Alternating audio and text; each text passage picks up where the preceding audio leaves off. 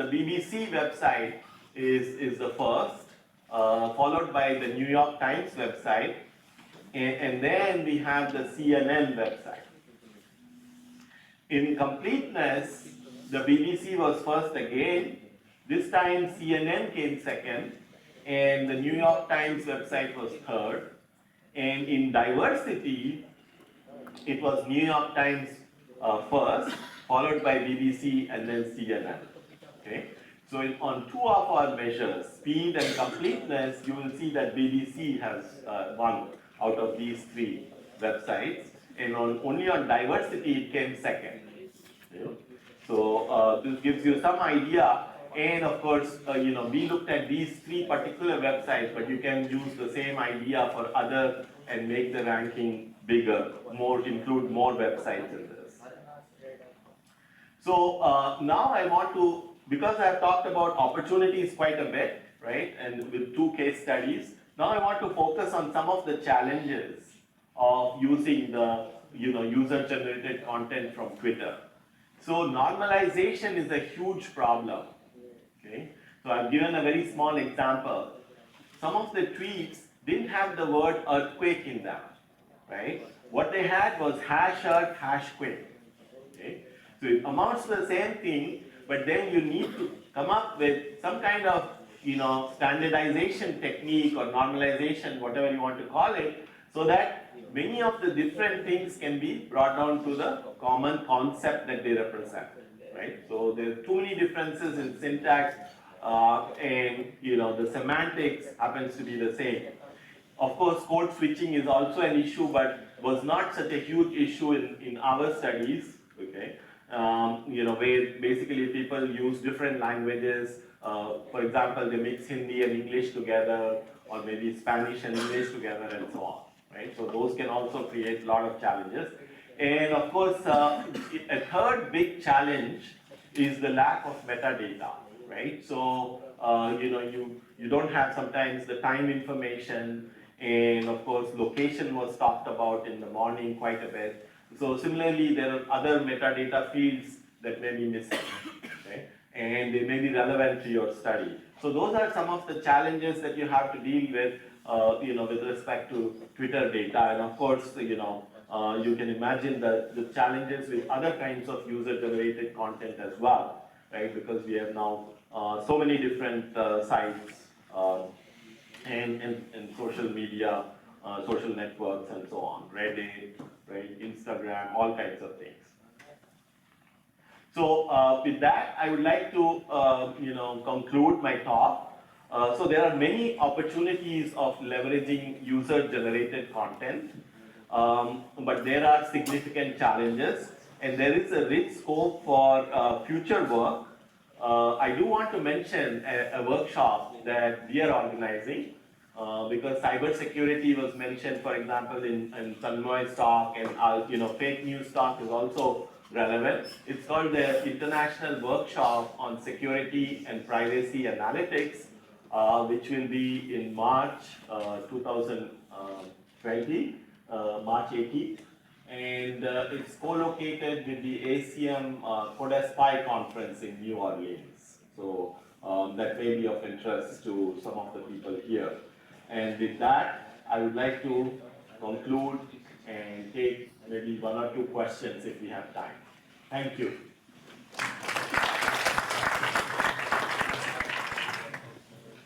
Any questions? So I have a quick question. So how do you handle this hashtag splits? So for the example. Yeah, that's a very good question, right? So one of the things you can do is, for example, remove the hashes and see if this leads to a dictionary word, right? So it's in general, you need some kind of technique for handling this thing also. I mean, it's very challenging because you can have many different ways of writing the same thing, Yeah. So yeah, it's a pretty interesting problem in itself. Thank you, Dr. Rakesh. Thank you. I request Dr. Shah to present him with a token of appreciation.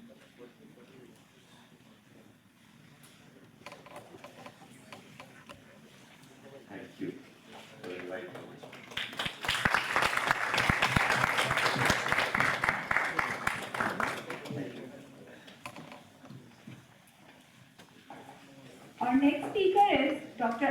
Amitava Das, working as a lead scientist at the newly built Wipro AI Labs, Bangalore.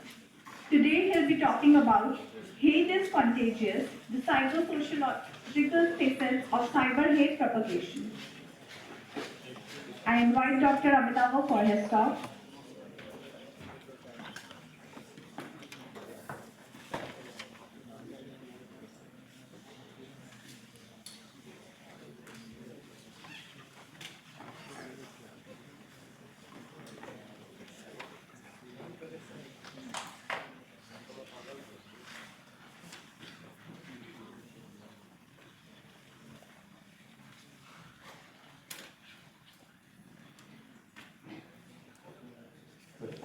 Oh, sorry.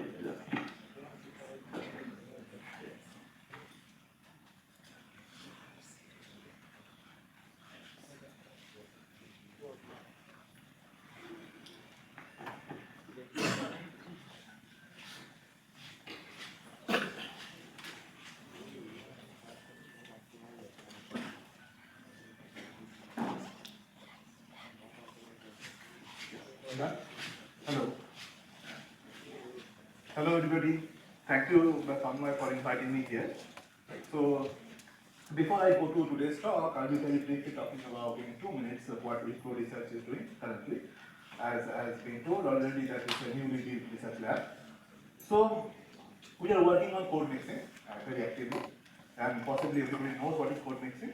So, if you look at typically Indian social media, people are mixing languages, English, English, English, even Spanglish, and many other things. So now, before showing a demo, let me ask you, I'm quite sure that a lot of you are Hindi speakers in this room. So what keyboard do you use in your mobile phone? QWERTY? No, QWERTY is Google keyboard or Swift keyboard, or which one? It supports your English? Yes? How good or bad? Are you satisfied with that? Yes? Okay. So, the keyboard we have designed, we call it Antaryami, which is much better than the all existing keyboard in the market, Google keyboard or whatever you have. And we have extensively tested it on the English dataset. Also, we have English, and we are actually creating it for other languages. And we'll be very soon releasing it for the Indian market. And the language model we designed for this, we call Willy. You can see it here, Willy. Wipro language model for code mixing. And we are organizing a workshop for code mixing. So if you are interested, please send papers here. It will be happening with LREC. Now moving to the next topic. We are working on a chatbot project along with these academic partners, Amitava from IIT Patna, IIIT Hyderabad Manish, Deepankar from JU. And so we are designing chatbot which will be supporting code mix languages and will be for railways, judiciary, and healthcare, and also in speech. So that's another bigger project we are working on. This is a project we just started talking about. So let me ask you, do you read the terms and conditions? Anyone in this room? No. Okay. So can you make a readable privacy statement and law text? That would be very helpful. Now, along with that, we're organizing two shared tasks in Seneva. One is called Sentimix, and we got very good response in IIIT Delhi. So a lot of students participated and registered for it. So this is a task on doing sentiment analysis for English and Spanglish, along with these colleagues. We are also running another task we call emotion analysis. Is there anybody who don't know what is meme? No hand. So everybody knows what is meme. So emotion analysis is a task to do emotion analysis of meme. Whether it's a positive, it's a negative, it's a sarcasm, humor, or offensive. Okay, that's a task here. So you release dataset and you can take part if you want.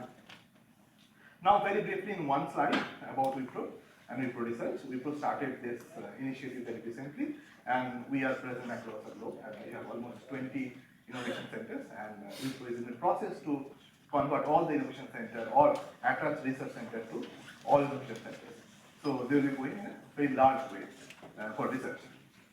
Now, coming to today's talk.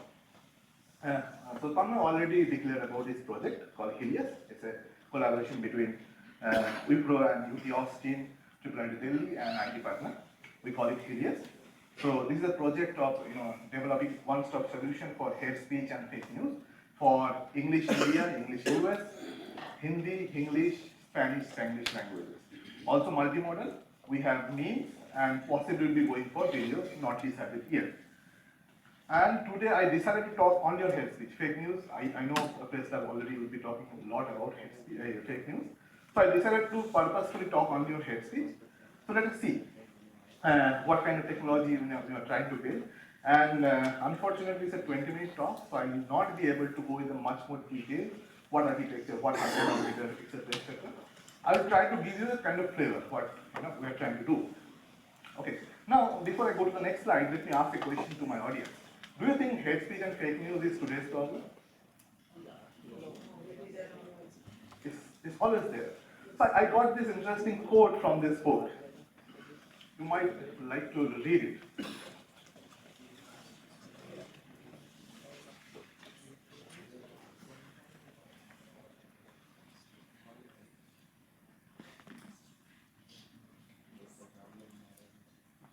Okay, so with this notion, let us get started.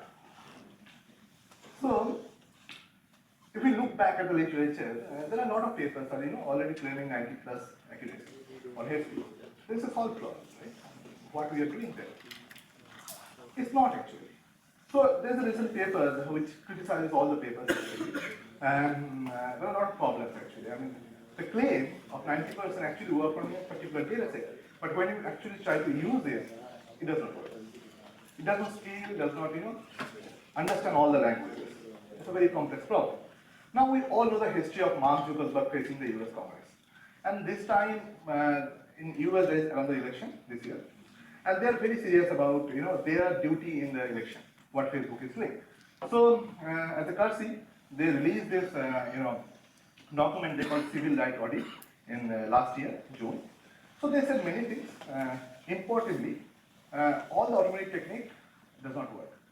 So it helps to a certain extent, but it is not applicable without having human intervention. So what they are doing, they are actually recruiting a lot of people.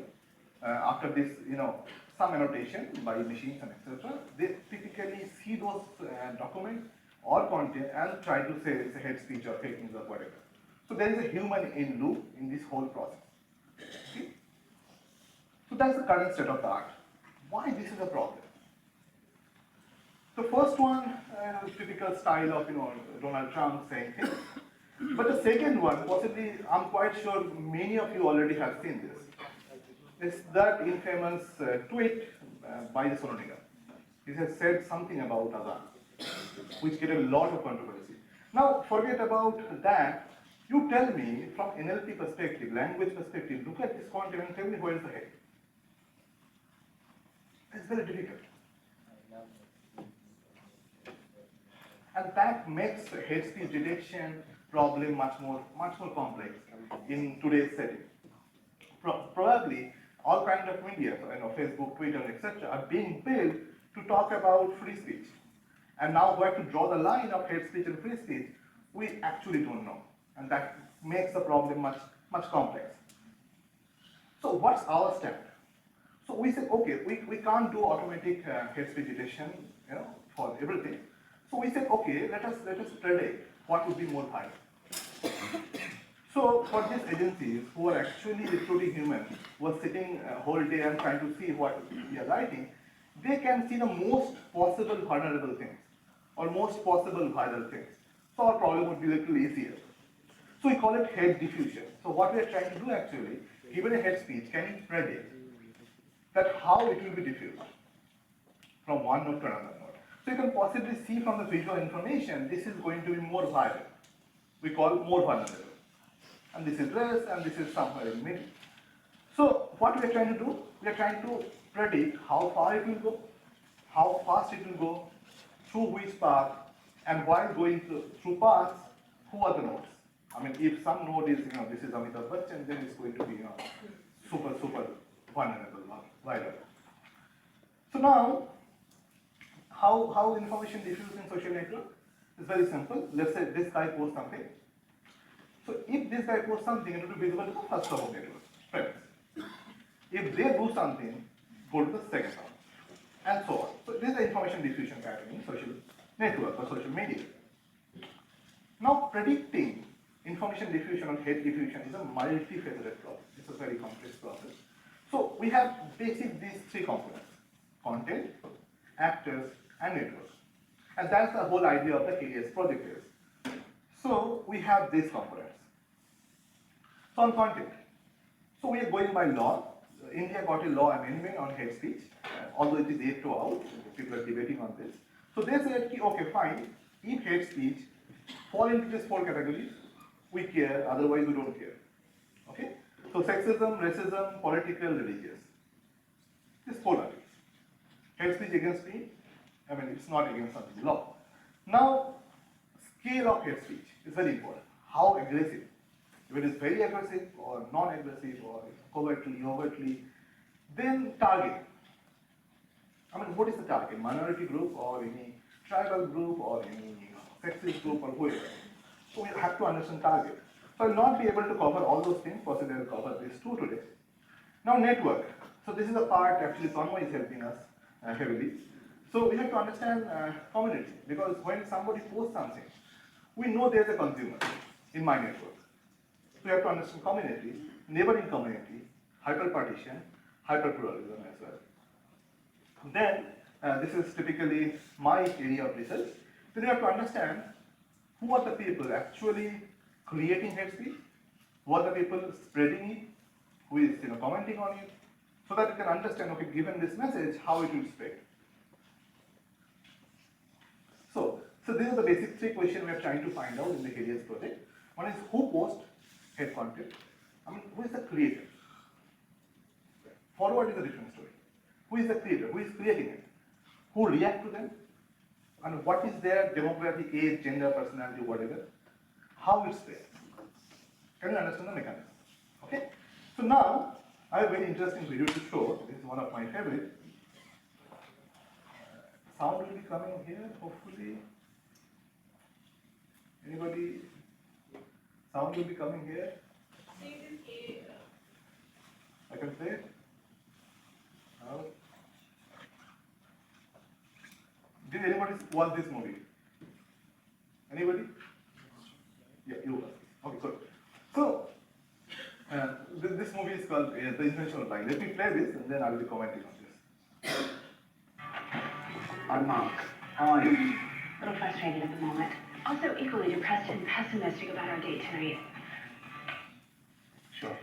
Imagine a world where everyone can only tell the truth about everything I loathed almost every minute that I worked for you. all the time. That was hit. It was hit. I didn't know that. Yeah, a lot of people know. I wish you could change things. How much are you going to be withdrawing today, sir? $800. Let's hear that you only have $300. It seems our system has made a mistake. Here you go.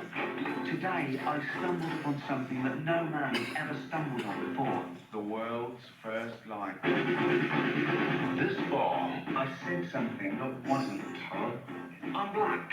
I knew it. I'm an Eskimo. Fantastic. I'm a one-armed German space explorer. When's your launch date? Mark Bellison will discover I can have my life the way I want it.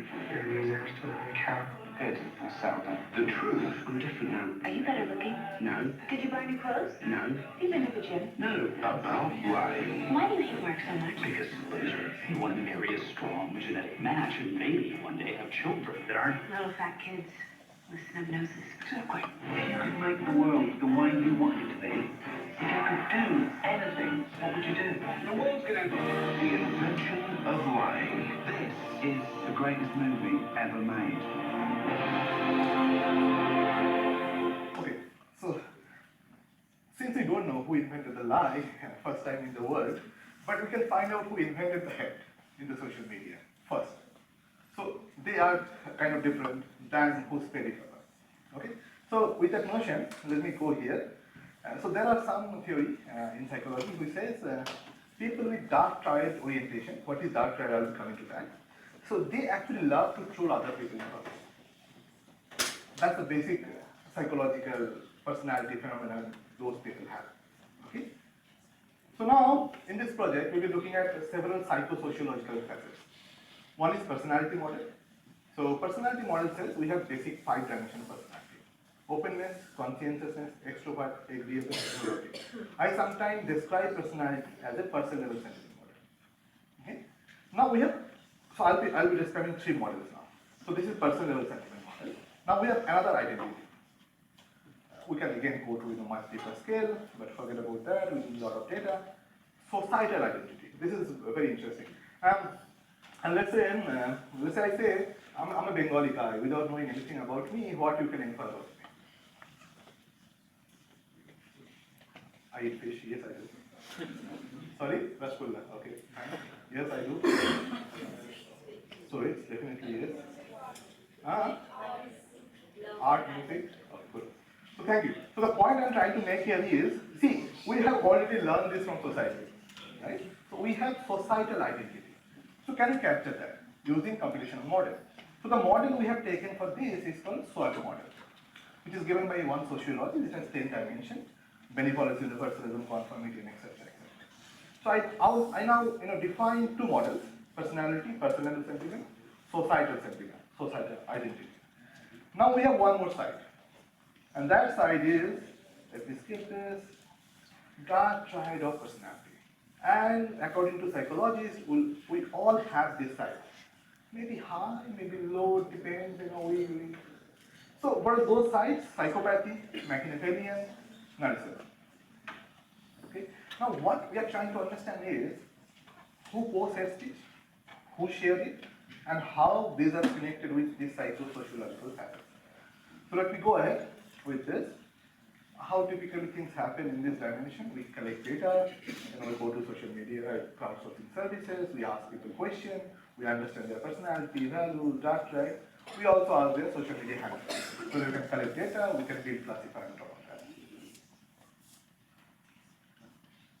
So we build a dark triad classifier in the similar way. So we ask people questions. So those questions not developed by computer scientists, we have nothing to do with that. Typically developed by psychologists. So they created a questionnaire, we gone to crowdsourcing platform, we ask the question, and we start analyzing by looking at the language. So for example, narcissists do not use, these are all correlation, Pearson correlation, along with the Luke categories, there are 70 categories. So we started looking at how people talk. Instead, if you look at somebody's social media profile for 3 and 4 years, what kind of word he or she is using most. So, and we are trying to understand what kind of personality they are in. So, for example, death-related word, psychopaths do use a lot, insightful, optimist word, and inhibit word, similarly, friends, what was this? Machiavellian, do not use friend-related word, and this is again forgetting. Narcissist, do use groom-related word that much, school-related word, psychopath do use, and so on. So this is a lived analysis. We have similar analysis for many other lexicon called Harvard Journal Inquirer, political word, male-related word, narcissists do use a lot, and here are a lot of things. Now, I'm running a little fast, I know, because I have to complete the whole story, otherwise the story will be incomplete. So, MRC lexicon is yet another cognitive lexicon. So you can see possibly disgust, Machiavellian are not that disgustive, psychopath. Anger-related word, Machiavellian do use a lot.